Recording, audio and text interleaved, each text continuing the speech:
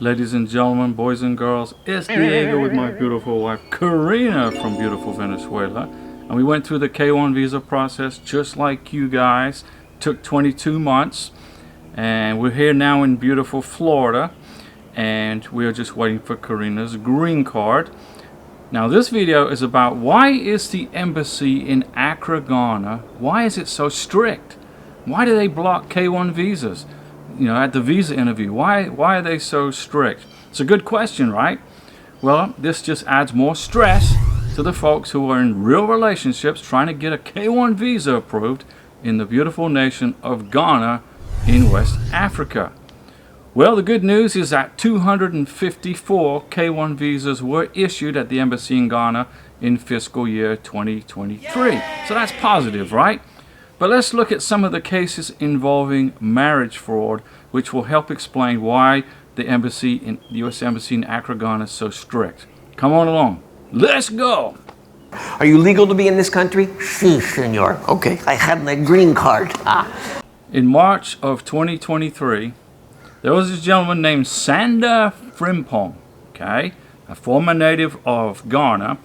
He was aged 33 years of age, and he got arrested by U.S. Marshals on 19 federal charges, including money laundering, fraud, conspiracy, aggravated identity theft, etc., etc.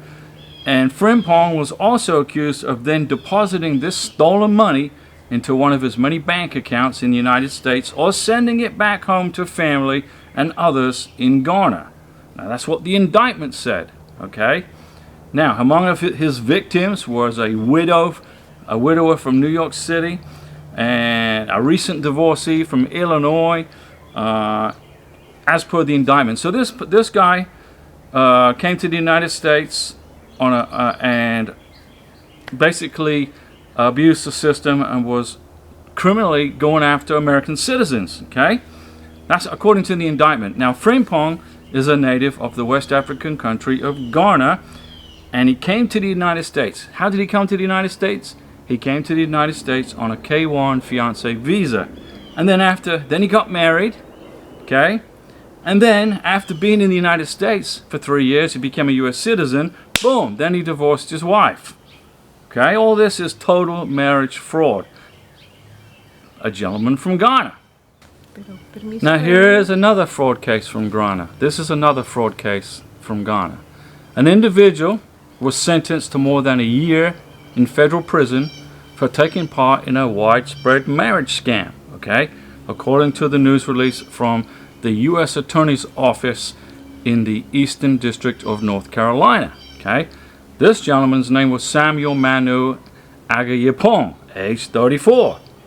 He was given 18 months in prison and 3 years supervised probation.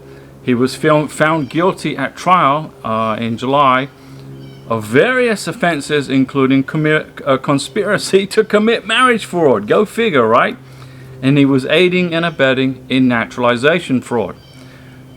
Federal officials, Homeland Security, said that Agayepong, a naturalized U.S. citizen from Guyana, entered into a sham marriage, okay, with a lady from Ghana named Barbara Opong, in order for him, being in the military, to obtain food and housing allowance benefits from the U.S. Army.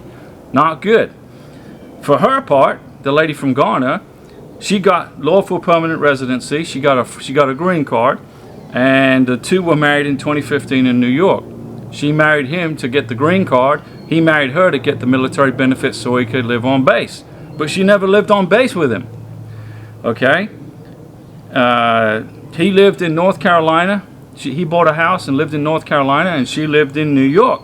And they hardly ever saw each other, and they hardly traveled to see each other. It was marriage fraud at the highest. Okay?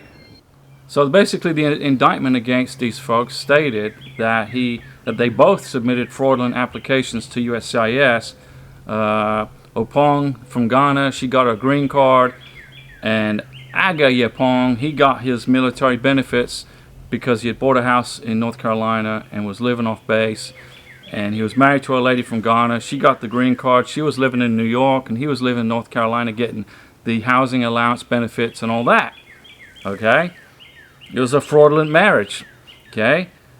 The gentleman received about $110,000 in housing and food allowances over the course of the scam, according to the officials who investigated it.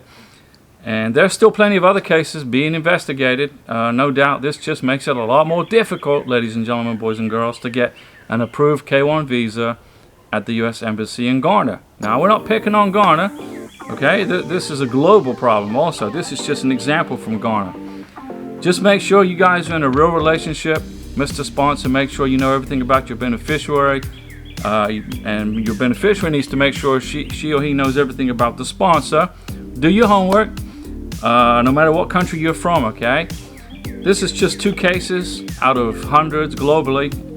And it makes it harder for folks who are trying to get legitimate green cards. And that's just the way it is. Hang in there, folks, ladies and gentlemen, boys and girls. There's plenty of good people out there, and we give our best wishes to the good people in Ghana. See you at our live stream. You know when it is. Thanks for watching. I'll be back.